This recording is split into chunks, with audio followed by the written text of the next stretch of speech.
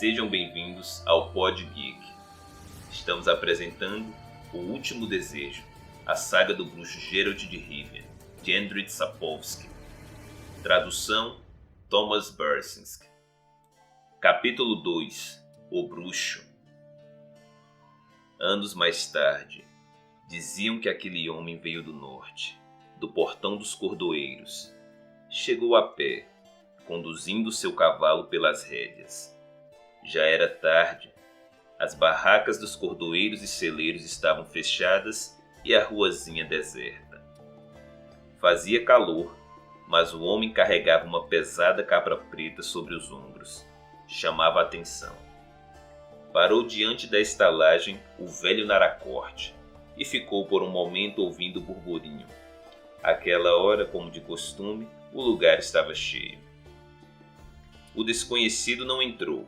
Seguiu adiante e puxou seu cavalo até uma taberna menor, chamada A Raposa. Estava quase vazia, afinal não tinha boa fama. O taberneiro ergueu a cabeça de cima de uma barrica de pepinos marinados e mediu o visitante de alto a baixo. Este, ainda com a capa sobre os ombros, permaneceu diante do balcão, imóvel e calado. O que vai ser? Cerveja, pediu o desconhecido com voz desagradável. O taberneiro limpou as mãos no puído avental e encheu uma velha caneca de barro. O desconhecido não era velho, mas tinha os cabelos quase totalmente brancos. Sob a capa, vestia um surrado gibão de couro, amarrado nos ombros e nas axilas. Quando tirou a capa, todos puderam ver a longa espada de 2 gumes presa às costas por um cinturão. Nada havia de extraordinário naquilo, já que em Wisen quase todos andavam armados, mas ninguém carregava uma espada às costas como se fosse um arco ou uma aljava. O desconhecido não se sentou à mesa com os poucos fregueses. Permaneceu de pé junto do balcão, encarando o taberneiro com olhos penetrantes. Bebeu um trago da caneca. Estou procurando um quarto para passar a noite. Não temos vagas, respondeu rudemente o taberneiro, olhando para as empoeiradas botas do recém-chegado. Procure no velho Naracorte. Prefiro aqui. Impossível. O taberneiro finalmente reconheceu o sotaque do desconhecido. Era de Rivia. Pagarei bem, sussurrou o estranho, como se estivesse inseguro. Foi então que a confusão teve início. Um magricela bexiguento, que desde o momento em que o desconhecido entrara na taberna o observava soturnamente, levantou-se da mesa e aproximou-se do balcão. 2 de seus companheiros se postaram atrás, a menos de 2 passos. Não ouviu que não há lugar aqui para tipos como você, seu vagabundo riviano? Rosnou o bexiguento, parando ao lado do desconhecido. Aqui em Wisen não precisamos de gente da sua laia. Esta é uma cidade decente. O desconhecido pegou a caneca e se afastou, olhando para o taberneiro. Este, no entanto, evitou seu olhar.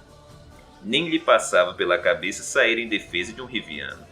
Afinal, quem gostava de rivianos? Todos os rivianos são ladrões, continuou o encrenqueiro, fedendo a cerveja, alho e ódio. Ouviu o que eu disse, seu bastardo? Ele não consegue escutar porque tem merda nos ouvidos, disse um dos que estavam atrás, fazendo o outro soltar uma gargalhada. Pague a conta e suma daqui, gritou o bexiguento. Foi só então que o desconhecido olhou para ele. Primeiro vou terminar minha cerveja. Pois nós vamos ajudá-lo, sibilou Magricela, que arrancou a caneca da mão do riviano e, agarrando-o pelo braço, enfiou os dedos por trás da tira de couro que atravessava o peito do desconhecido. Um de seus comparsas preparava-se para desferir um soco. O estranho girou sobre os calcanhares, fazendo o bexiguento perder o equilíbrio. A espada sibilou de dentro da bainha e por um breve momento brilhou a luz das lamparinas. O ambiente fervilhou. Alguém gritou.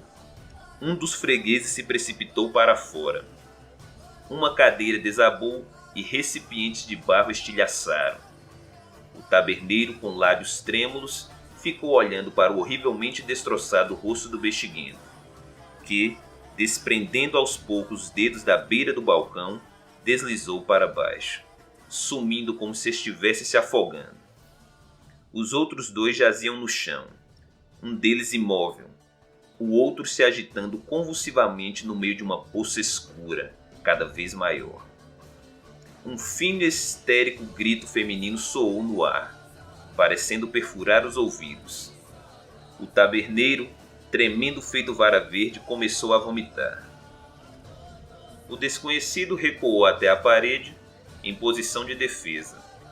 Atento, segurava a espada com ambas as mãos, agitando a ponta no ar. Ninguém se mexia. Um misto de horror e medo cobria todos os rostos, imobilizava os membros e travava as gargantas. 3 guardas, que de certo faziam a patrulha da rua, adentraram a taberna com grande estrondo. Traziam nas mãos porretes envoltos em tiras de couro, mas diante da visão dos cadáveres, sacaram as espadas. O Riviano continuava com as costas apoiadas na parede e, com a mão esquerda, arrancou um punhal do cano de uma das botas. "Largue isso!" vociferou um dos guardas com a voz trêmula. "Largue isso imediatamente, seu bandido, e venha conosco." Outro guarda afastou com o pé uma mesa que o impedia de atingir o Riviano pelo flanco. "Vá buscar reforços, Trisca!" gritou para o terceiro que estava junto da porta. "Não vai ser preciso", disse o desconhecido, abaixando a espada. "Irei com vocês por conta própria." "É lógico que sim, seu cão danado, mas acorrentado!" exclamou da voz trêmula. "Largue essa espada, senão vou arrebentar a sua cabeça." O Riviano se empertigou, colocou rapidamente a lâmina da espada sob a axila esquerda e com a mão direita descreveu, apontando para os guardas, um rápido e complicado sinal no ar. Os inúmeros tachões que ornavam os punhos de couro do seu gibão brilharam intensamente. Os guardas recuaram, protegendo o rosto com os antebraços. Um dos fregueses da taberna ergueu-se de um pulo, enquanto o outro correu para a porta. A mulher soltou outro grito, dessa vez selvagem e assustador. "Irei por conta própria", repetiu o desconhecido com voz metálica. "E vocês 3 irão na frente, conduzindo-me ao Estaroste. Não conheço o caminho." "Sim, senhor", sussurrou o guarda, abaixando a cabeça e encaminhando-se timidamente para a saída. Os outros 2 foram apressados atrás dele. O desconhecido seguiu seus passos, guardando a espada na bainha e o punhal no cano da bota. Ao passar pelas mesas, os poucos comensais que restavam esconderam o rosto na gola do gibão. 2. Velerad, o Staroste de Wyzen, coçou o queixo, refletindo sobre a situação. Não era supersticioso nem medroso, mas não lhe agradava a perspectiva de ficar sozinho com um estranho de cabelos brancos. Finalmente tomou uma decisão. "Saiam!" ordenou aos guardas. "Quanto a você, sente-se." Não, não aqui. Um pouco mais afastado, se não for incômodo." O desconhecido sentou-se. Já não portava a espada nem a capa preta. "Sou todo a ouvidos", disse Velerad, brincando com uma pesada massa pousada no tampo da mesa. "Sou Velerad, o Staroste de Wyzen. O que tem a dizer, senhor bandido, antes de ser despachado para as masmorras?" 3 mortos e uma tentativa de enfeitiçamento? Nada mal, nada mal. Aqui em Wyzen, costumamos empalar os culpados por esse tipo de coisa. Mas como sou um homem justo, pretendo ouvi-lo antes, portanto fale." O Riviano Abriu a jaqueta e tirou um pergaminho de pele de cabra branca. Vocês têm afixado isso nas tabernas e nas encruzilhadas. Falou baixinho. É verdade o que está escrito aqui? Ah! Murmurou Valerad, olhando para as runas gravadas no pedaço de pele. Então é disso que se trata. Devia ter adivinhado. Sim, é a mais pura verdade. O pergaminho está assinado por Foltest, rei de Teméria, Ponatar e Marrakan, o que significa que é verdadeiro. Mas uma proclamação é uma proclamação, e leis são leis.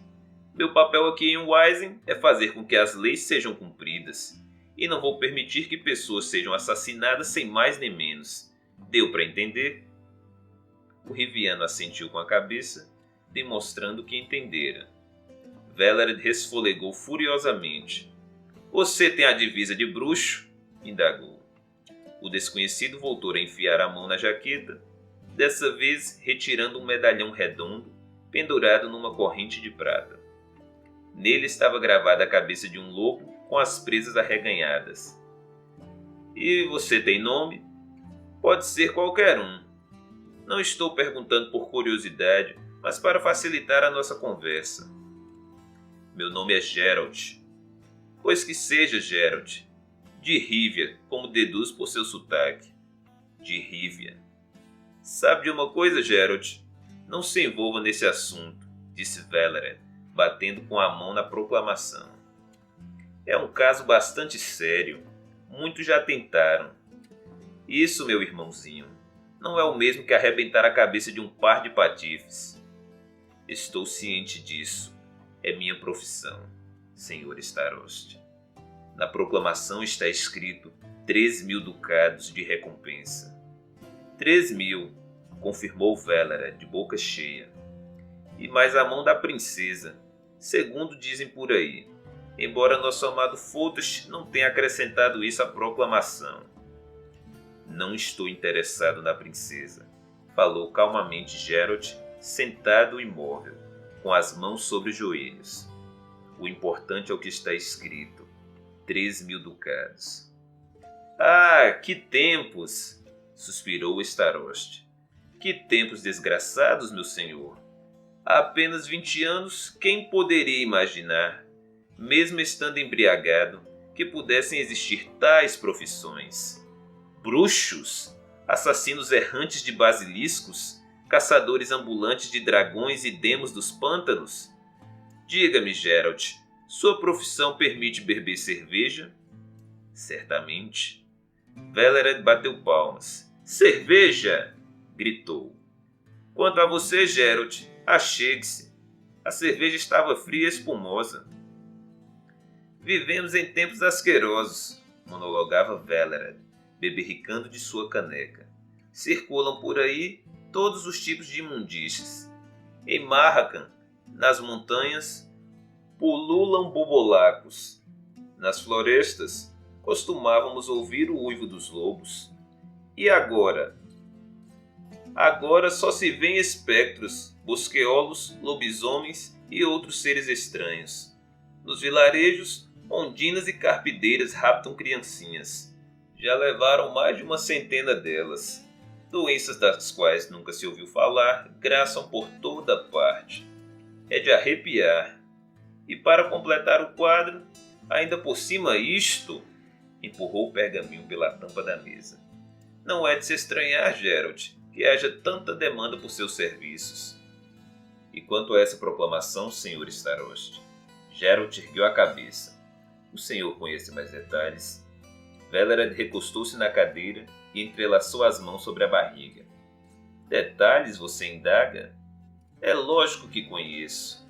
Não de primeira mão, mas de fontes seguras. É isso mesmo que desejo saber. Bem, já que parece irredutível, escute-me. Valerad tomou mais um gole de cerveja e abaixou a voz. Nosso amado Foltest, quando ainda era príncipe, durante o reinado de seu pai, o velho Medel, já nos mostrou do que era capaz. E era capaz de muito. Acreditávamos que aquilo passaria com o tempo, Mas pouco depois de sua coroação, logo após a morte do velho rei, Foltest se superou. Ficamos atônitos. Em poucas palavras, ele fez um filho na própria irmã, Ada. Ela era mais jovem, andavam sempre juntos, mas ninguém suspeitou de nada. Talvez a rainha. De qualquer modo, lá estavam Ada com uma barriga daquelas e Foltest falando em casamento. Um casamento com a irmã? Você se dá conta disso, Geralt? A situação se complicou ainda mais, já que exatamente naquela época, Vizimir de Novigrad teve a brilhante ideia de casar sua filha Dalca com Foltest e enviou uma delegação. Tivemos de segurar o rei pelas pernas e pelos braços, porque ele queria xingar e bater nos emissários. Ainda bem que conseguimos, pois se Vizimir tivesse se ofendido, nos teria arrancado o fígado. Depois, não sem a ajuda de Ada, que tinha influência sobre o irmão, conseguimos dissuadi-lo do seu propósito de um casamento imediato. Quando chegou a hora, Ada deu à luz. E agora, preste atenção, porque é aí que tudo começa. Não foram muitas pessoas que viram o que nasceu, mas uma das parteiras pulou da janela da torre e morreu, enquanto a outra ficou com a mente afetada e está lelé até hoje. Diante disso, acredito que o recém-nascido não fosse especialmente bonito. Era uma menina, que morreu logo em seguida. Imagino que ninguém teve muita pressa em cortar o cordão umbilical. Ada, por sorte, não sobreviveu ao parto. Depois, meu irmãozinho, Foltest cometeu mais uma estupidez. A recém-nascida deveria ter sido queimada ou, sei lá, enterrada num lugar deserto e não guardada num sarcófago no subsolo do castelo. Tarde demais para se lamentar. Geralt ergueu a cabeça. De qualquer modo, vocês deveriam ter chamado um dos versados. Está se referindo àqueles charlatões com gorro pontudo enfeitado de estrelinhas? É lógico que chamamos. Mais de 10. Porém, apenas depois de termos tomado ciência do que jazia naquele sarcófago e saía dele toda a noite. Mas não pense que começou a sair logo. Ah, não. Depois do enterro, tivemos 7 anos de paz. Até que numa noite de lua cheia, ouvimos gritos no castelo. Gritos desesperados e muita agitação. Não precisa entrar em detalhes. Você entende desse assunto e leu a proclamação. A recém-nascida cresceu, e bastante, dentro da tumba, e seus dentes se desenvolveram de uma maneira impressionante. Em poucas palavras, virou uma estrige. É uma pena que você não tenha visto os cadáveres. Eu vi. Se você tivesse visto, certamente teria evitado entrar em Wisen. Geralt permaneceu calado. Então, continuou Valered, como lhe disse, Foltest convocou um monte de feiticeiros, ficaram gritando, cada um mais alto que o outro, e faltou pouco para se agredirem com aqueles cajados que andam por aí, de certo para afugentar os cachorros quando alguém os atiça contra eles. E estou convencido de que as pessoas costumam atiçá-los com frequência. Perdoe-me, Geralt. Se você tem outra opinião dos feiticeiros, levando em conta sua profissão, provavelmente tem, mas para mim eles não passam de boçais e aproveitadores. Vocês bruxos não despertam mais confiança. Pelo menos vocês são, como dizer, mais concretos. Geralt sorriu, mas não fez nenhum comentário. Mas voltemos ao assunto principal. O Starost olhou para dentro da caneca e despejou mais cerveja, na sua e na do Riviano. Algumas recomendações dos feiticeiros até que não pareciam tão estúpidas. Um deles sugeriu que a estrige fosse incendiada, com o sarcófago e o castelo. Outro recomendou que lhe cortassem a cabeça com uma espada. Os demais eram partidários de cravar estacas de bétula em várias partes do seu corpo. Evidentemente, durante o dia, quando exausta pelas excursões noturnas, ela estivesse dormindo no caixão. No entanto, um velho eremita corcunda, com o gorro pontudo no crânio totalmente calvo, afirmou que tudo não passava de um encanto fácil de desfazer e que Estrid voltaria a ser a filhinha de Foltest, linda como uma pintura. Para isso, bastaria passar uma noite na cripta. Então, imagine, Geralt, quão metecapto ele era. O tal velhinho foi passar a noite no subsolo do castelo. Como você pode imaginar, não sobrou muito dele. Aparentemente, apenas o gorro e o cajado. Mas Foltest agarrou-se a essa ideia com unhas e dentes. Proibiu qualquer tentativa de matar Estrid e atraiu para o Eisen charlatões e mais charlatões, de todos os recantos do reino, para que desfizessem o feitiço, transformando o monstro de volta numa princesinha. Aquilo sim era uma corja de pilantras. Umas velhotas encurvadas, uns capengas todos sujos, sarnentos. Davam pena. E aí todos se puseram a fazer encantos, principalmente sobre pratos de comida e canecos de cerveja. É verdade que Foltest e o Conselho de Anciões logo desmascararam vários deles, até penduraram alguns em ameias. Mas poucos, muito poucos, eu teria enforcado todos. Acho que não precisa acrescentar que a Estrid cada dia devorava mais e mais pessoas, sem dar a mínima para os encantamentos nem para o fato de Foltest não morar mais no castelo. Aliás, ninguém morava mais nele. Velered interrompeu seu relato. O bruxo permanecia calado. E isso continua assim, Geralt. Faz mais de 6 anos, porque aquilo nasceu há uns 14. Nesse período, tivemos outras preocupações, pois travávamos uma guerra com Vizimir de Novigrad, por motivos concretos e compreensíveis. Deslocamento de marcos fronteiriços e não histórias de filhas ou laços de parentesco.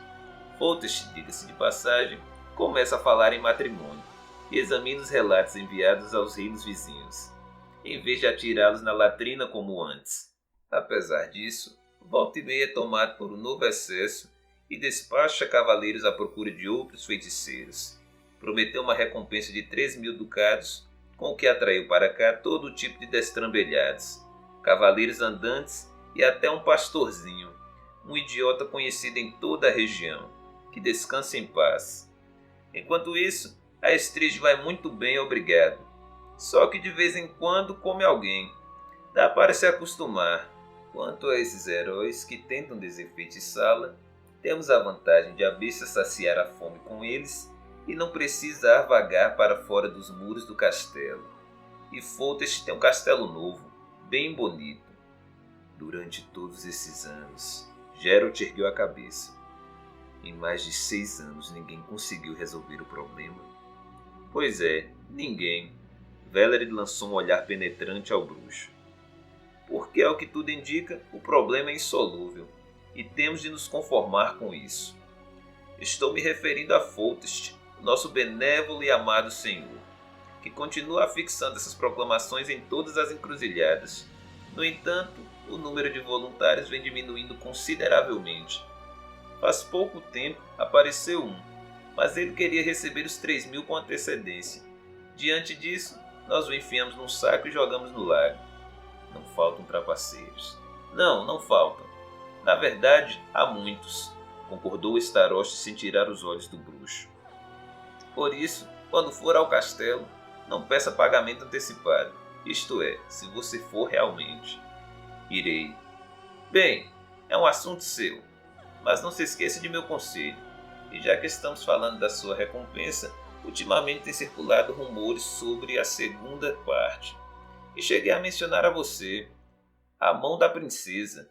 Não sei quem inventou isso. Porém, se a Estrid tem a aparência de que as pessoas andam dizendo, a piada é definitivamente de mau gosto. Mesmo assim, não faltaram idiotas que vieram a pleno galope ao castelo, tão logo surgiu a notícia da oportunidade de entrar na família real. 2 aprendizes de sapateiros.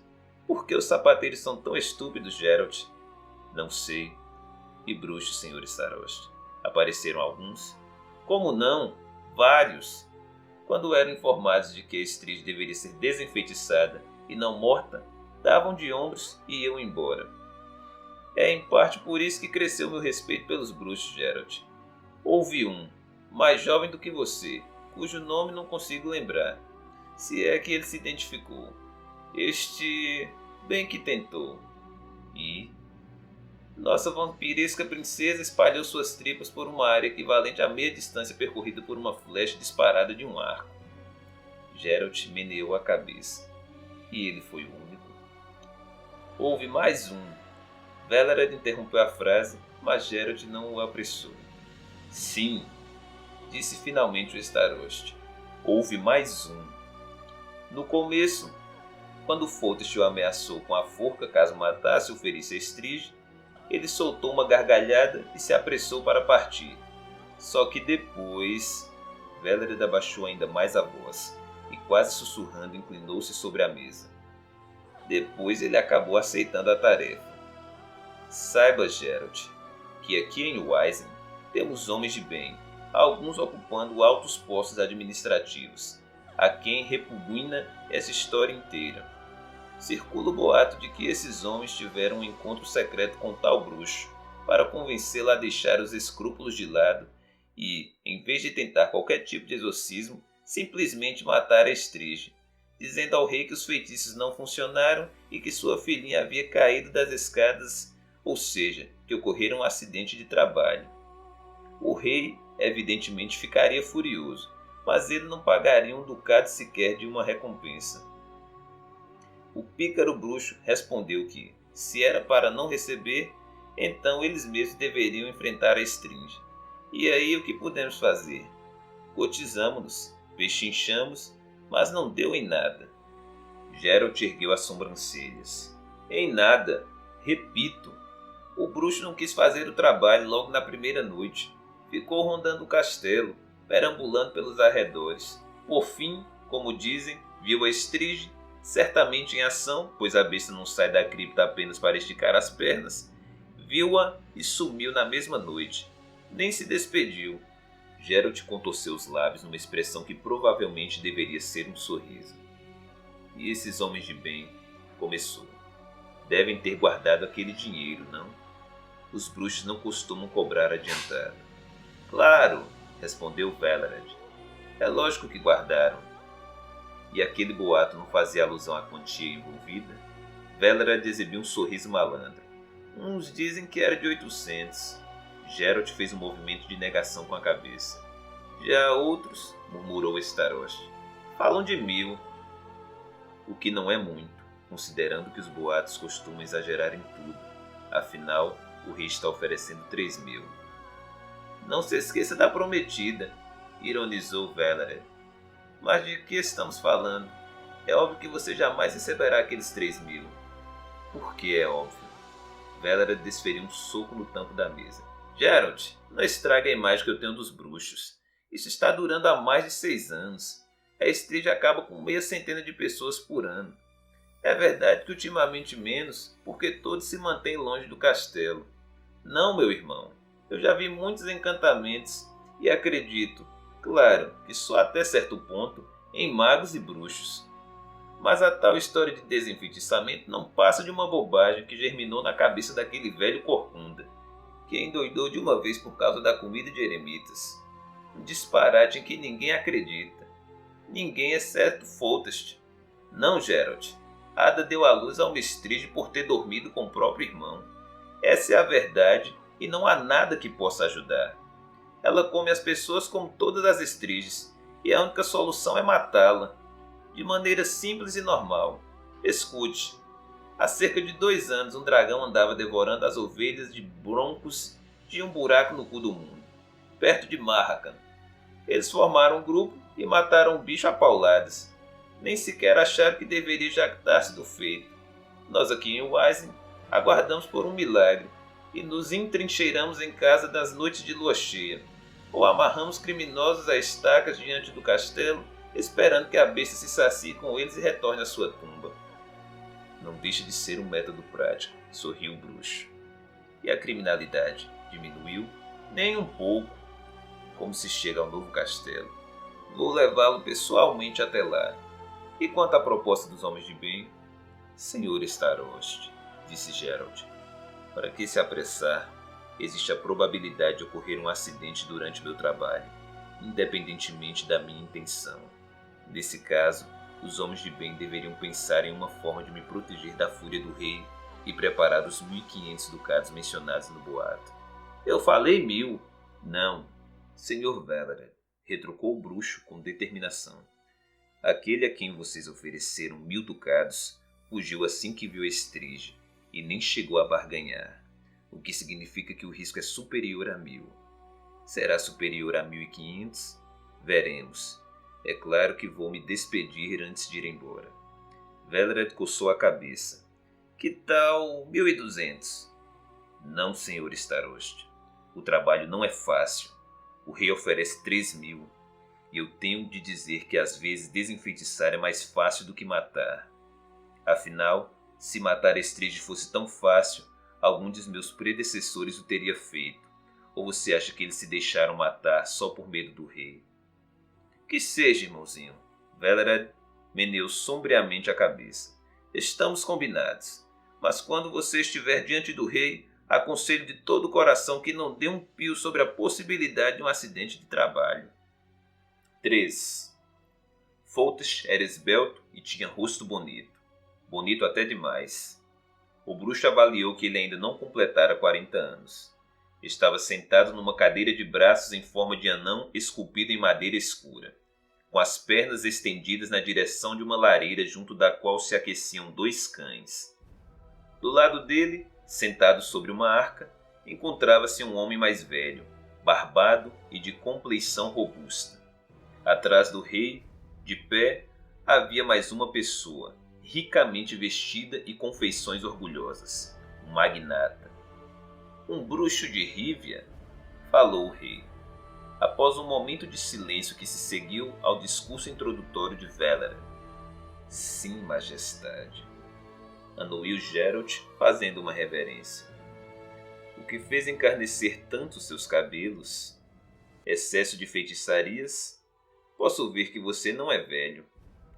Tudo bem, tudo bem. Não precisa responder. Estava brincando. Você tem experiência? Sim, majestade.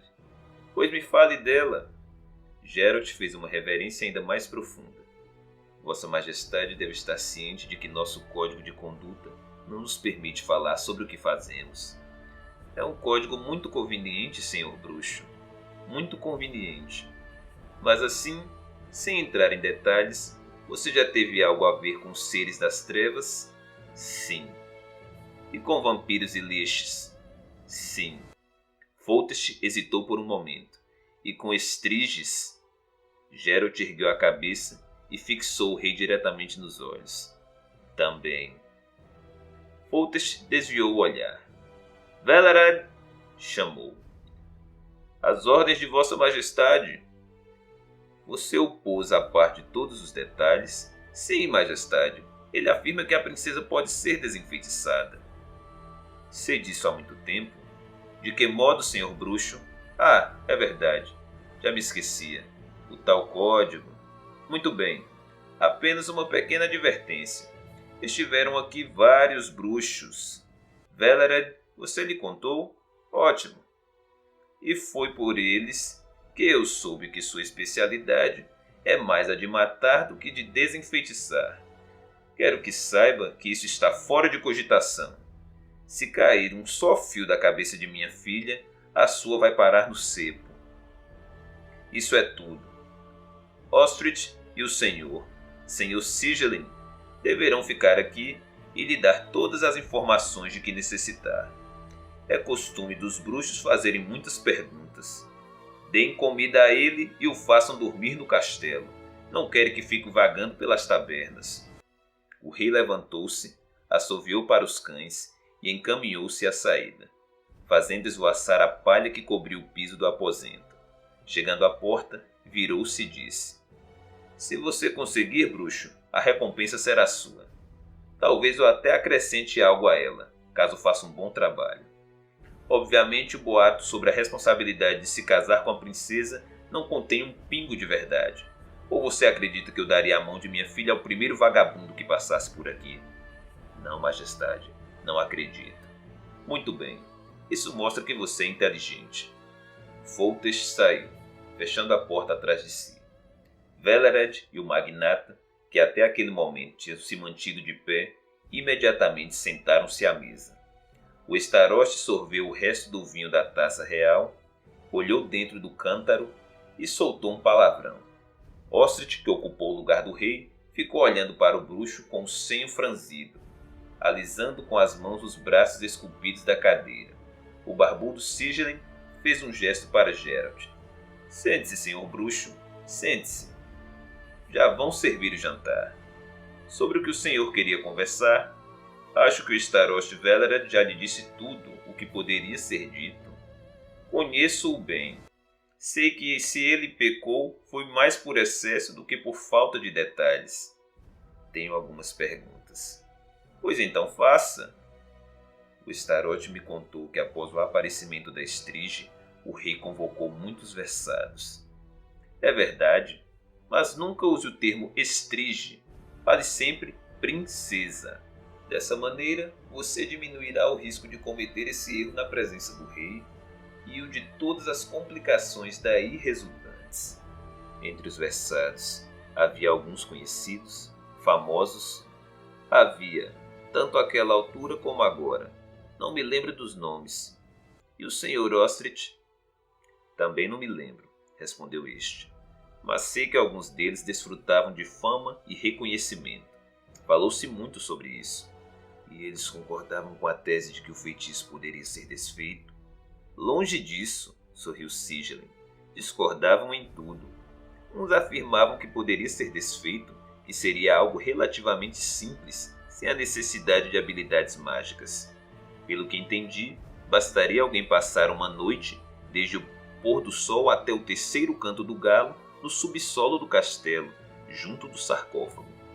Efetivamente algo muito simples, zombou Valerie.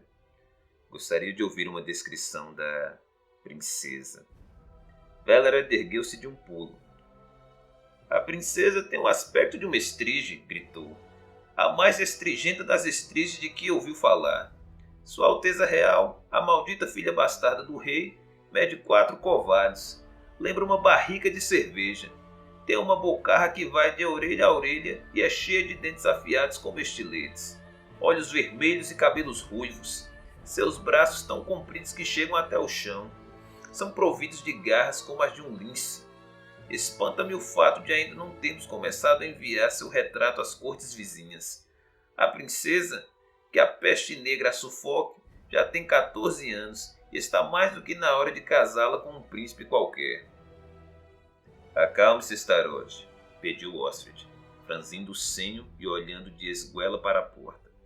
Sigilin esboçou um sorriso. A descrição, disse, embora tão imagética, é suficientemente correta. Imagino que era isso que desejava o nobre bruxo, não? Velered esqueceu de mencionar que a princesa se move com rapidez extraordinária e é muito mais forte do que sua altura e constituição física fazem supor.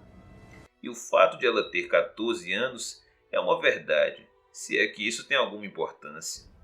E tem, afirmou o bruxo. Ela ataca somente nas noites de lua cheia? Sim, respondeu Sigilin, quando ataca fora do castelo antigo. Dentro dele, muitas pessoas desapareceram independentemente das fases da lua, mas ela só sai no plenilúnio, e assim mesmo não em todos.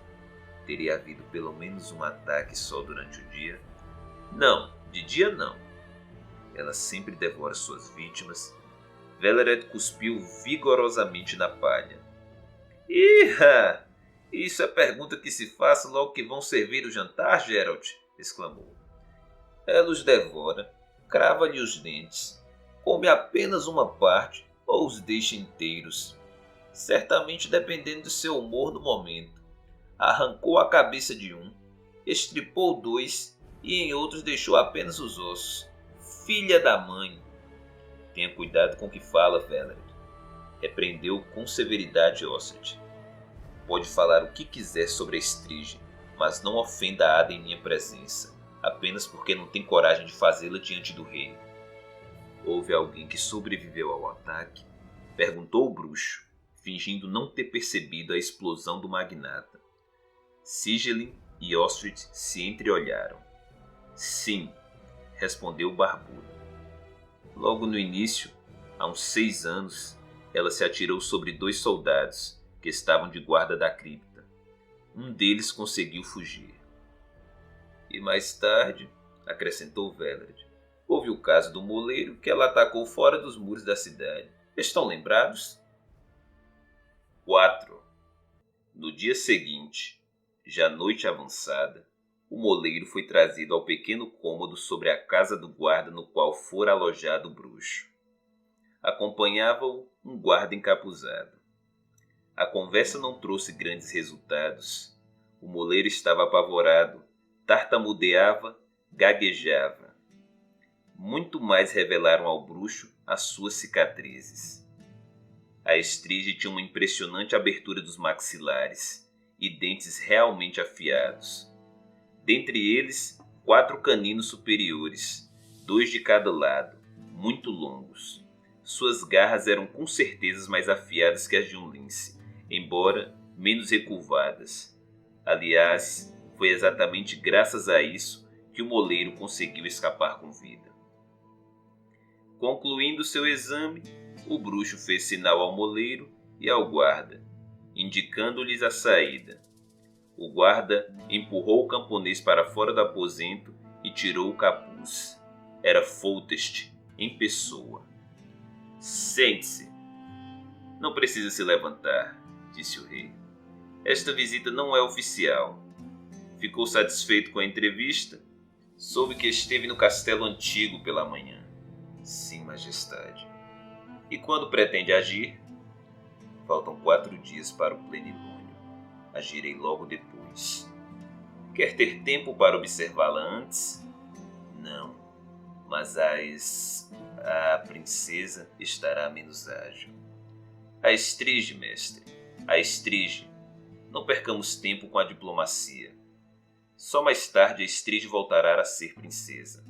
Aliás, é sobre isso mesmo que vim conversar com você. Responda extraoficialmente, de maneira clara e curta. Voltará ou não? E não se encubra por nenhum código de honra. Geralt esfregou a testa e respondeu. Confirmo, majestade, que o feitiço pode ser desfeito e, a não ser que esteja enganado, efetivamente passando uma noite no castelo. Caso o terceiro canto do galo surpreenda a Estrígia fora do sarcófago, o encanto estará quebrado. É assim que se costuma agir com Estrígias. Tão simples assim? Bem, não é tão simples quanto Vossa Majestade imagina. Em primeiro lugar, vai ser preciso sobreviver a noite inteira em questão. Existem também variantes desse método, como passar 3 noites no castelo em vez de uma. Além do mais, podem surgir complicações, imprevisto, até acidentes fatais. Sim, indignou-se Foltest.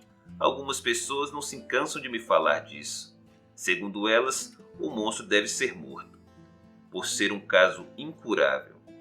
Mestre, tenho certeza de que lhe disseram para matar logo de saída e sem cerimônia alguma essa devoradora de seres humanos, e depois dizer ao rei que não havia outra solução. O rei não vai lhe pagar, mas nós pagaremos. Trata-se de um meio muito prático e barato, porque o rei mandará decapitar ou enforcar o bruxo e o ouro continuará no bolso deles. E o rei mandará decapitar o bruxo? Assim, sem mais nem menos? Perguntou Geralt fazendo uma careta. Foltest fixou Riviano nos olhos por um longo tempo. O rei não sabe? Respondeu por fim. Mas o bruxo deveria levar em consideração essa possibilidade. Foi a vez de Geralt permanecer calado por um momento. Pretendo fazer tudo o que estiver ao meu alcance para preservá-la, respondeu em seguida. Mas, se as coisas saírem errado, defenderei minha vida, e Vossa Majestade também deve levar em consideração essa eventualidade. Foltest levantou-se. Você não me entendeu, disse. Não é esse o caso. é óbvio que você terá de matá-la por imperiosa necessidade, independentemente de isso me agradar ou não, porque se não o fizer, ela o matará, sem a menor sombra de dúvida. É um assunto sobre o qual não me pronuncio oficialmente, mas jamais castigarei alguém que a matasse em legítima defesa. Mas não permitirei que ela seja morta antes de esgotadas todas as possibilidades de salvá-la. Já tentaram incendiar o castelo antigo, dispararam flechas em sua direção, cavaram buracos, prepararam armadilhas e laços, até o momento em que mandei enforcar algumas pessoas. No entanto, não é disso que se trata. Ouça-me, mestre, sou todo ouvidos. Se entendi bem, depois do terceiro canto de galo não haverá mais nenhum estrige. E o que haverá em seu lugar? Se tudo der certo, uma menina de 14 anos. De olhos vermelhos, com dentes de crocodilo? Uma adolescente normal. Só que...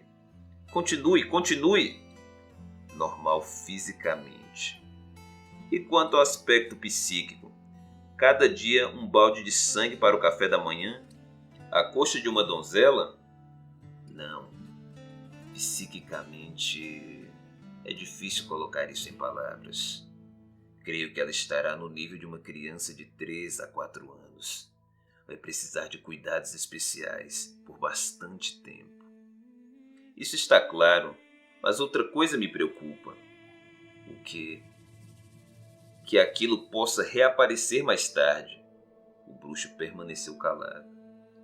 Ah, disse o rei, quer dizer que é possível. E o que deverá ser feito nesse caso? Se ela falecer após um desmaio de vários dias, seu corpo deverá ser queimado o mais rapidamente possível. Foltest ensombrou-se. Mas creio que as coisas não chegarão a esse ponto, acrescentou Geralt. Para maior segurança, darei a Vossa Majestade algumas indicações no intuito de diminuir o risco. Já? Não é cedo demais? Mestre, e se... Já. Neste instante, interrompeu o Riviano. Tudo é possível, Majestade. Pode acontecer que Vossa Majestade encontre na cripta uma menina desenfeitiçada e ao lado dela meu cadáver. Realmente? Apesar de minha permissão para você defender sua vida, a qual parece não dar a devida importância? Trata-se de um caso bastante sério e o risco é enorme. Por isso é preciso que Vossa Majestade preste muita atenção. A princesa deverá portar sempre uma safira, de preferência com uma inclusão, pendurada no pescoço numa fina corrente de prata. Sempre, de dia e de noite. O que é uma inclusão? É uma safira com uma bolha de ar no interior. Além disso, no quarto em que ela dormir, volta e meia deverão ser queimados na lareira alguns ramos de zimbro, genista e aveleira. Foltest ficou pensativo. Agradeço-lhe os conselhos, mestre. Vou segui-los. Caso... Agora é sua vez de me ouvir com atenção. Se chegar à conclusão de que a situação é desesperadora, mate-a. Caso consiga desfazer o feitiço e a garota não for normal, se tiver a menor sombra de dúvida de que seu trabalho não foi concluído totalmente, mate-a. Não precisa ficar com medo, pois não lhe farei mal algum. Gritarei com você na frente dos outros, expulsá-lo-ei do castelo e da cidade. Nada mais. Obviamente, não lhe pagarei a recompensa. Mas talvez você consiga barganhar alguma coisa de... você sabe quem. O rei e o bruxo ficaram em silêncio por um momento. Geralt, disse o rei pela primeira vez dirigindo-se ao bruxo por seu primeiro nome. Sim, majestade. Quanto há de verdade naquilo que ando dizendo que a criança ficou assim porque Ada era minha irmã? Não muito. Um feitiço tem de ser lançado por alguém. Não existe feitiço capaz de se lançar-se por si mesmo. De outro, tenha sido o motivo para o enfeitiçamento e para o resultado daí advindo. É o que penso. Foi o que me disseram alguns versados, embora não todos. Geralt, de onde vêm esses encantamentos e magias? Não sei, majestade. Os versados se ocupam do estudo dos motivos dessas aparições. Para nós bruxos, basta sabermos que uma forte determinação pode causar tal tipo de assombrações e dispormos de conhecimentos para derrotá-las. Matando-as? Na maior parte das vezes, sim.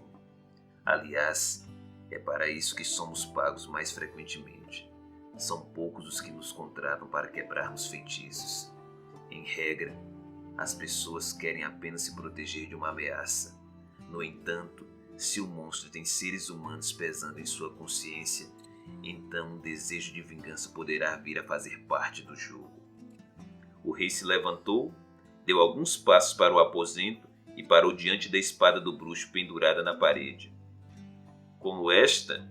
Indagou sem olhar para Geralt. Não, esta é para humanos. Foi o que eu ouvi dizer. Sabe de uma coisa, Geralt? Irei com você para a cripta. Isso está fora de questão. Foltest virou-se. Seus olhos brilhavam. Você se dá conta, feiticeiro, de que não cheguei à vila, nem logo após seu nascimento, nem depois. Tive medo. Pode ser que nunca mais a veja, não é verdade? Por isso, tenho o direito de estar presente quando você matá-la. Repito que isso está fora de questão. Seria morte certa, tanto para Vossa Majestade como para mim. Se eu perder um pouquinho da concentração, da força de vontade. Não, Majestade. Foltest encaminhou-se para a porta. Por um momento, Geralt teve a impressão de que ele sairia sem dizer uma palavra, sem um gesto de despedida. Mas o rei parou, virou-se e olhou para ele. Você inspira confiança, disse, apesar de eu saber quão velhaco pode ser. Contaram-me o que se passou naquela taberna. Tenho certeza de que matou aqueles 2 vagabundos exclusivamente para chamar a atenção para si, para chocar as pessoas e chegar a mim. Está mais do que claro que poderia contê-lo sem a necessidade daquela matança toda. Nunca saberei se você está indo para salvar minha filha ou para matá-la. Mas aceito. Sou forçado a aceitar. E sabe por quê? Geralt não respondeu. Porque acho, continuou o rei, que ela está sofrendo, estou certo? O bruxo olhou para ele com os olhos penetrantes. Não confirmou, não meneou a cabeça, não fez gesto algum. Entretanto, Foltest compreendeu. Sabia a resposta. 5. Geralt olhou pela janela do castelo pela última vez. Anoitecia rapidamente. Do outro lado do lago, tremulavam as poucas visíveis luzes de Wysen. Toda a área em volta do castelo se tornara um descampado, um cinturão de terra de ninguém que, nos últimos 6 anos, separava a cidade daquele lugar perigoso. Nada havia ali além de ruínas, vigas apodrecidas e restos de uma paliçada cheia de brechas que, ao que tudo indicava, não teria valido a pena desmontar e transportar para outro lugar. O próprio rei transferia sua residência para o mais longe possível, no lado oposto da cidade. A corpulenta torre do novo castelo avultava à distância, tendo por fundo o escuro céu azul marinho. O bruxo olhou ao redor do cômodo, vazio e saqueado, retornou à empoeirada mesa, junto da qual lenta e calmamente começou a se preparar. Sabia que dispunha de tempo. A Estrige não sairia da cripta antes da meia-noite. Sobre a mesa havia uma pequena caixa com guarnições metálicas. Abriu-a. Em seu interior, apertados em minúsculos compartimentos forrados de feno, encontravam-se diversos frasquinhos de vidro escuro. O bruxo retirou 3 deles. Levantou do chão um embrulho comprido, envolto em pele de ovelha e amarrado com tiras de couro. Desenrolou e dele tirou uma espada de punho lavrado. A lâmina era protegida por uma brilhante bainha coberta de fileiras de runas e símbolos místicos. O bruxo desnudou a lâmina, que brilhou como um espelho. Era de prata pura. Geralt sussurrou uma fórmula mágica e bebeu o conteúdo de 2 dos frascos, pondo a cada gole a mão sobre a empunhadura da espada. Depois, envolveu-se cuidadosamente em seu manto negro e sentou-se no chão, já que no aposento, assim como em todo o castelo, não havia cadeira alguma. Permaneceu imóvel e com os olhos cerrados. A respiração regular de início logo ficou acelerada, rouca, agitada e então cessou por completo. A mistura, graças à qual o bruxo assumiu pleno controle de todos os órgãos do corpo, era composta basicamente de veratro, estramônio, piliriteiro e eufórbio. Os demais ingredientes não tinham nome em nenhuma língua humana. Para alguém que não estivesse acostumado a ela desde criancinha, assim como Geralt, seria um veneno mortal. O bruxo repentinamente virou a cabeça. Sua audição, potencializada ao extremo naquele momento, captou sem dificuldade o som de passos no pátio coberto de urtigas. Não podia ser a Estrige, era cedo demais. Geralt colocou a espada às costas, ocultou o embrulho na chaminé da lareira e, silenciosamente como um morcego, desceu correndo as escadas. O pátio ainda estava claro o bastante para que o homem que se aproximava pudesse ver o rosto do bruxo. Era o magnata Ostrich, que deu um passo para trás. Um involuntário esgar do terror e asco contorceu-lhe os lábios. O bruxo sorriu ironicamente, pois sabia qual era seu aspecto. Depois de ingerir a mistura de beladona, acônito e eufrásia, seu rosto adquiria a cor de giz e suas pupilas se expandiram por toda a íris. O elixir, no entanto, permitia enxergar no escuro, e era isso que Geralt desejava. Ostrich recuperou rapidamente o autocontrole. Você já está com a aparência de um cadáver, feiticeiro, disse. Certamente de medo, mas não precisa ficar assustado. Trago-lhe anistia. O bruxo não respondeu. Não ouviu o que eu disse, seu sabichão riviano? Você está salvo e rico. Ostrich pesou na mão uma bolsa de razoável tamanho e atirou aos pés de Geralt. 1000 ducados. Pegue-os, monte seu cavalo e suma daqui. O riviano continuou calado. Não fique arregalando os olhos para mim, exclamou Ostrich erguendo a voz. E não desperdice meu tempo. Não tenho a mínima intenção de ficar aqui até a meia-noite. Deu para entender? Não quero que você desfaça feitiço algum. Não pense que você adivinhou. Não faço parte do complô de Valered e Sigilin. Não quero que a mate. Tudo o que deve fazer é sumir daqui. As coisas têm que continuar como estão. O bruxo não se mexeu. Não queria que o magnata percebesse quanto suas reações e seus movimentos se aceleravam naquele instante. Escurecia rapidamente e isso era vantajoso para ele, pois até a penumbra do crepúsculo era muito clara para suas pupilas dilatadas. E por que, senhor magnata, as coisas têm de continuar como estão? Perguntou, esforçando-se para proferir lentamente cada palavra. Eis algo que não lhe diz respeito, respondeu Ostrich com empáfia. E se eu já o soubesse? Ah, é? Prossiga!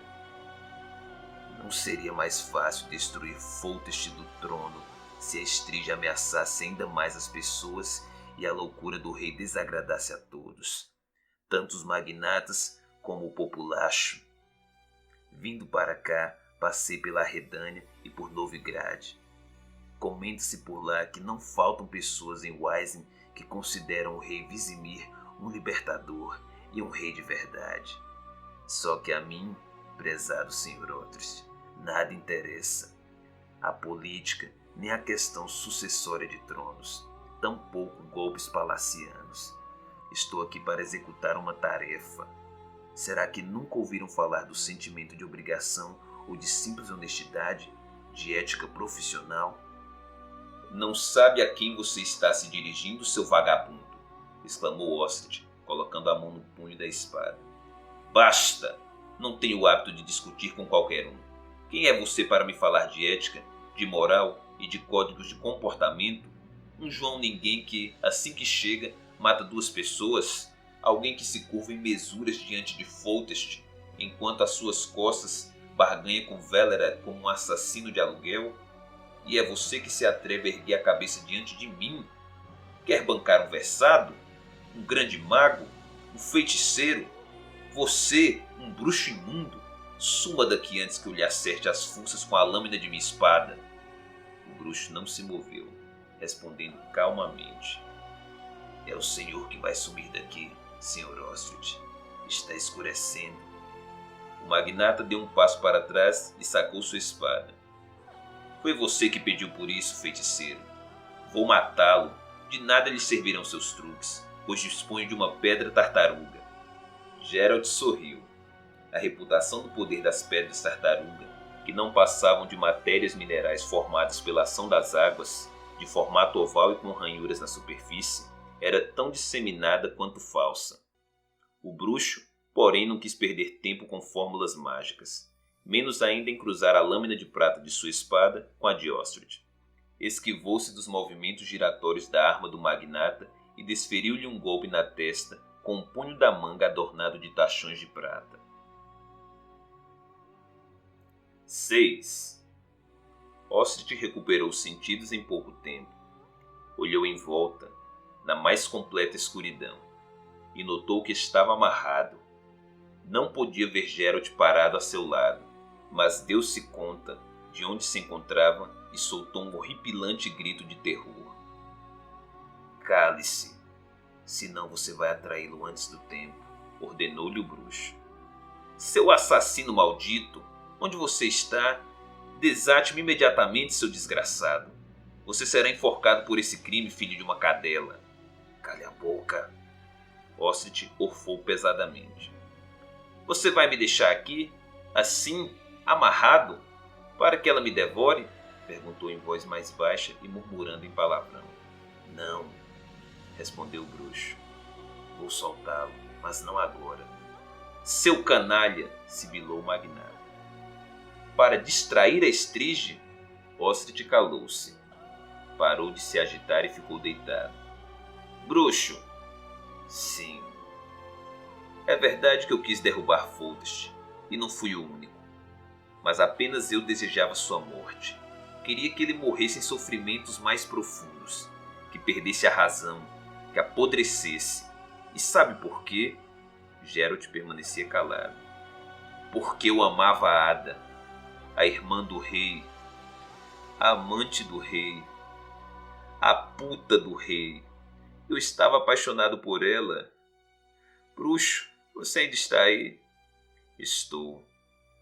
Sei o que está pensando, mas não foi assim. Quero que acredite que não lancei mão de feitiço algum. Não tenho conhecimentos no campo de magia negra. Apenas uma vez tomado de ódio eu disse: Bruxo, está ouvindo? Sim. Foi a mãe deles, a rainha. Tenho certeza de que foi ela. Ela não aguentava mais ver Ada e ele. Não fui eu. Somente uma vez, sabe? Tentei persuadir Ada. Mas ela... Bruxo! Eu perdi a cabeça e disse: Bruxo, teria sido eu? Agora, isso não tem mais importância alguma. Bruxo, falta pouco para meia-noite. Pouco. Solte-me. Dê-me mais tempo. Não. Ostrid não ouviu o rangindo da lápide se movendo sobre a tumba, mas o bruxo sim. Inclinou-se e cortou com um punhal as cordas que o amarravam. O magnata não perdeu tempo, levantou-se de um pulo e, cocheando sobre membros enrijecidos, se pôs a fugir. Sua visão se acostumara o suficiente à escuridão para enxergar o caminho que levava do salão principal à saída. A parte do piso que bloqueava a entrada, a cripta saltou do chão, caindo com estrondo. Geralt, prudentemente escondido detrás da balustrada da escadaria, viu a encurvada silhueta da Estrige correndo ágil, rápida e certeiramente atrás do retumbo das botas de Ostrid, sem emitir som algum. Um monstruoso grito frenético rasgou a noite, sacudiu os muros do castelo e pairou no ar por muito tempo, ora se erguendo, ora caindo, vibrante. O bruxo não conseguia calcular a distância. Seu exacerbado sentido de audição o confundia. mas percebeu que a Estríade alcançara o alvo muito rápido, rápido demais. Saiu do esconderijo e plantou-se no centro do salão, junto do acesso à cripta. Desembaraçou-se do manto, agitou os ombros para ajustar corretamente a posição da longa espada com a lâmina de prata e vestiu as luvas da esgrima. Dispunha ainda de um pouco de tempo. Sabia que a Estringe, embora saciada após o último plenilúnio, não largaria tão cedo o cadáver de Ostrid. Para ela, o coração e o fígado constituíam valiosos alimentos para os longos períodos de letargia. O bruxo aguardava, calculava que faltavam ainda em torno de 3 horas para o amanhecer. Aguardar o canto do galo apenas o confundiria. Aliás, provavelmente não existiam galos nas redondezas. Ouviu-a. Avançava lentamente, arrastando os pés pelo chão. Depois, conseguiu vê-la. A descrição fora correta. A desproporcionalmente grande cabeça apoiada num pescoço curto era circundada por uma emaranhada e retorcida auréola de cabelos vermelhos. Os olhos brilhavam na escuridão como 2 tições. A Estrígia estava imóvel, com os olhos fixos em Geralt. De repente, abriu a bocarra, como se quisesse gabar-se das fileiras de alvas presas pontudas, e logo a fechou com um estrondo que lembrava o som de uma tampa de um baú se fechando. Em seguida, saltou do lugar em que estava sem tomar sequer um impulso e tentou acertar o bruxo com as garras ensanguentadas. Geralt pulou para o lado e fez uma pirueta. A Estríade roçou nele, também rodopiou e rasgou o ar com as garras. Sem perder o equilíbrio, voltou a atacar imediatamente, mesmo antes de completar o giro, mirando o peito de Geralt. O Riviano saltou para o lado contrário e deu 3 rodopios em sentidos opostos, confundindo a Estríade e desferindo-lhe na cabeça uma pancada com as puas de prata fixadas na parte externa da luva. A Estríade lançou um grito terrível, preenchendo o castelo com um eco retumbante. Encolheu-se no chão e começou a uivar de maneira surda, ameaçadora e furiosa. O bruxo sorriu maliciosamente. Conforme esperara, o primeiro teste fora positivo. A prata revelara-se tão fatal a Estríade quanto a maior parte dos monstros trazidos à vida por feitiços. Portanto, havia uma chance. A besta era como as outras, o que poderia garantir um desenfeitiçamento, além de fazer com que, como último recurso, a espada de prata lhe salvasse a vida. A Estríade não demonstrava pressa em iniciar um novo ataque. Aproximava-se devagar, arreganhando as presas e babando horrivelmente. Geralt recuou, andando em semicírculo e colocando os pés com cuidado um após o outro, ora acelerando, ora desacelerando as passadas, com o que tirava a concentração da Estríade e lhe dificultava tomar impulso para um salto. Ao mesmo tempo que se movia, o bruxo ia desenrolando uma fina, comprida e sólida corrente com um peso na ponta. A corrente era de prata. No momento em que a Estríade iniciou o salto, a corrente sibilou no ar e, contorcendo-se como uma cobra, enroscou-se nos ombros, no pescoço e na cabeça do monstro. A besta desabou por terra no meio do pulo, soltando um uivo de perfurar os tímpanos. Agitava-se convulsivamente no chão, berrando, desesperada. Não era possível saber se de raiva ou da dilacerante dor provocada pelo odiado metal.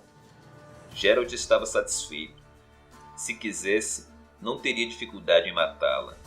No entanto, não desembainhou a espada. Até aquele momento, nada no comportamento da Estríade dava motivo para duvidar de que seu caso fosse incurável. Geralt recuou a uma prudente distância e, sem tirar os olhos do vulto que se agitava no chão, respirou profundamente, concentrando-se. A corrente se rompeu, os selos de prata voaram por todos os lados como gotas de chuva, tilintando ao caírem no chão. Cego de raiva, o monstro lançou-se ao ataque. Geralt aguardou calmamente e traçou com a mão esquerda erguida o sinal de arte. A Estríade cambaleou e deu uns passos para trás, como se tivesse sido atingido por um martelo. Mesmo assim, manteve-se de pé, estendeu as garras e arreganhou as presas. Os cabelos se arrepiaram e ficaram se agitando como se estivessem expostos a uma ventania. Apesar de mover-se lenta e penosamente, avançava. Geralt ficou preocupado. Se de um lado não esperava que esse sinal tão simples pudesse paralisar por completo a besta, de outro não imaginara que ela pudesse superá-lo com tanta facilidade. Não podia sustentar o sinal por muito mais tempo. Era exaustivo demais, e o monstro não tinha menos de 10 passos para percorrer. Desfez subitamente o sinal e pulou para um lado. A surpreendida Estrige não conseguiu interromper o avanço. Perdeu o equilíbrio, caiu, deslizou pelo chão e rolou escadas abaixo através da entrada da cripta. Seus uivos infernais podiam ser ouvidos do lado de fora. Para ganhar tempo, Geralt correu para as escadas que levavam à galeria. Não estava ainda na metade dos degraus quando a Estrige saiu da cripta, arrastando-se como uma enorme aranha negra. O bruxo aguardou até ela começar a subir, pulou a balaustrada e saltou para o piso. A besta virou-se no degrau e se atirou sobre ele, num salto inimaginável de mais de 10 metros de distância. Já não deixava mais iludir por suas piruetas. Por 2 vezes suas garras arranharam o colete de couro do Riviano, mas outro violento golpe das pus de prata a fez cambalear. Geralt, sentindo-se com uma crescente onda de raiva, arqueou o corpo para trás e desferiu um violento pontapé no flanco da Estrige, derrubando-a no chão. O uivo que ela soltou foi mais alto que todos os anteriores, fazendo parte do reboco do teto desabar. A Estrige ergueu-se, tremendo de incontrolável fúria e desejo de sangue. O bruxo a aguardava. Havia desembainhado sua espada e descrevia com ela círculos no ar. Passou a andar em torno da besta, prestando atenção para que os movimentos da espada não estivessem alinhados com o ritmo e o tempo de suas passadas. O monstro não saltou, aproximou-se lentamente, seguindo com os olhos brilhantes o rastro da lâmina de prata. Geralt parou de repente e ergueu a espada. Desconcentrada, a Estrige também parou. O bruxo fez um lento semicírculo com a lâmina e deu um passo na direção dela. Depois mais um. E então um salto, girando rapidamente a espada sobre a cabeça do monstro.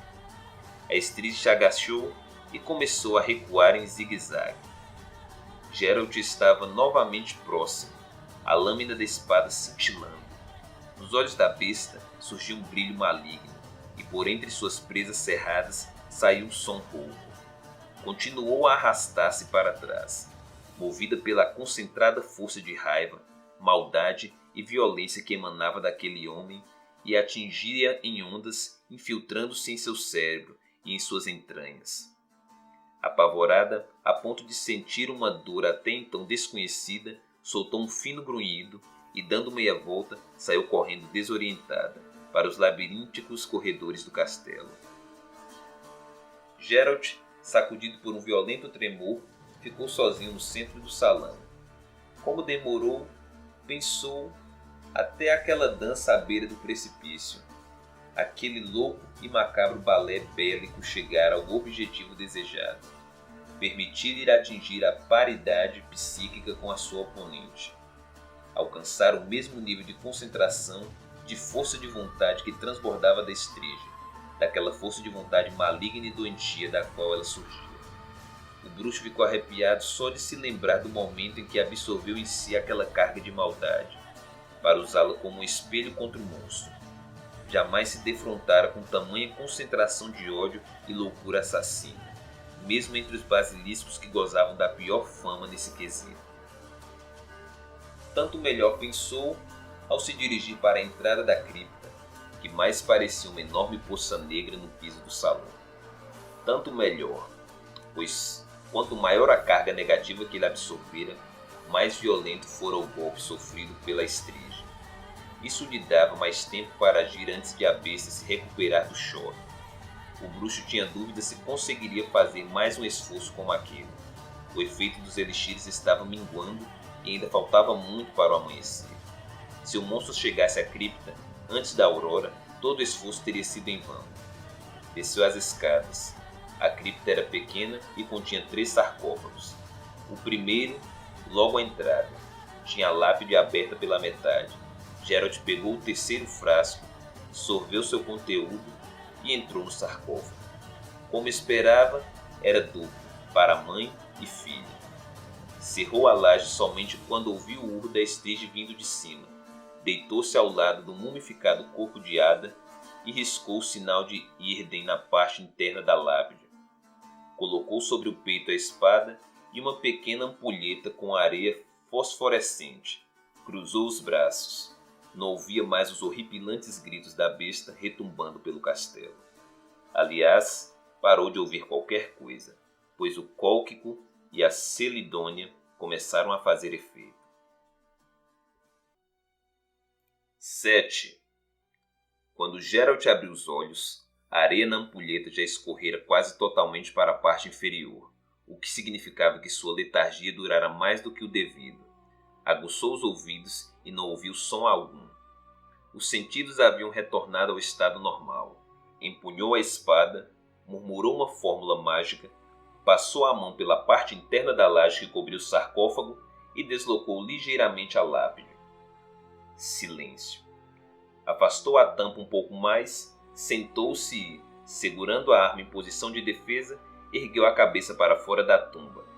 A cripta estava mergulhada na escuridão, mas ele sabia que amanhecia. Com uma pederneira, acendeu uma pequena lamparina que projetou estranhas sombras nas paredes da cripta. Estava vazia. Saiu do sarcófago com dificuldade, o corpo dolorido, transido de frio e enrijecido. Foi quando a viu, jazendo de costas perto da tumba, nua e desfalecida. Era feia, suja, magrinha, com seios pequenos e pontudos. Seus cabelos de cor de cobre chegavam quase à cintura. Geralt colocou a lamparina sobre a lápide. Ajoelhou-se e inclinou-se sobre a criatura. Tinha os lábios pálidos e um grande hematoma numa das maçãs do rosto, provocado por um dos golpes que lhe dera. O bruxo tirou as luvas, colocou a espada de lado e, sem cerimônia, ergueu com seu dedo o seu lábio superior. Seus dentes eram normais. Ao estender o braço para pegar sua mão enroscada numa vasta cabeleira emaranhada, viu que estava de olhos abertos. Tarde demais. Ela o atingiu no pescoço com as garras afiadas, cortando fundo a carne e fazendo o sangue esguichar no rosto. Urrou, desfechando um novo golpe com a outra mão, dessa vez na direção dos olhos. Geralt caiu sobre ela, agarrando seus braços pelos punhos e mantendo-os presos no chão. Ela tentou abocanhá-lo, mas seus dentes já eram muito curtos. O bruxo aplicou-lhe uma cabeçada no rosto e pressionou-a ainda mais contra o piso.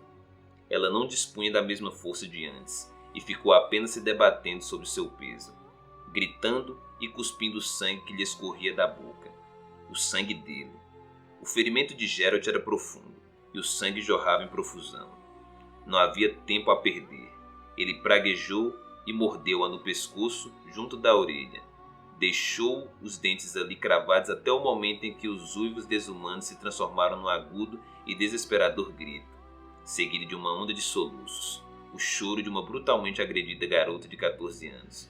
Soltou-a apenas quando ela parou de se agitar.